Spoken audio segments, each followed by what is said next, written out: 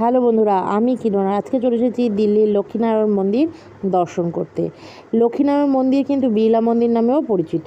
এখানে লক্ষ্মী এবং নারায়ণের মন্দির, যেটি মেনলি একটি হিন্দু মন্দির এবং বিড়লা পরিবার দ্বারা নির্মিত হওয়ার জন্য এটার নাম কিন্তু বিড়লা মন্দির হয়েছে।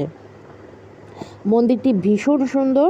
আর মন্দিরটি কিন্তু অনেকটাই বড়, পাশে অনেকগুলো ছোট মন্দির আছে লক্ষ্মীনারায়ণ ছাড়াও। আর মন্দিরের সামনেই কিন্তু তোমরা পূজা সামগ্রী কেনার জিনিস পেয়ে যাবে। 1939 সালে কিন্তু এই মন্দিরটি স্থাপিত হয়েছিল। আর এই মন্দিরের এই যে এখানে দেখতে পাচ্ছ তোমরা জুতো খুলে রাখতে পারবে, এছাড়াও তোমরা পাবে কিন্তু এখান থেকে পুজো সামগ্রী কেনার উপকরণও।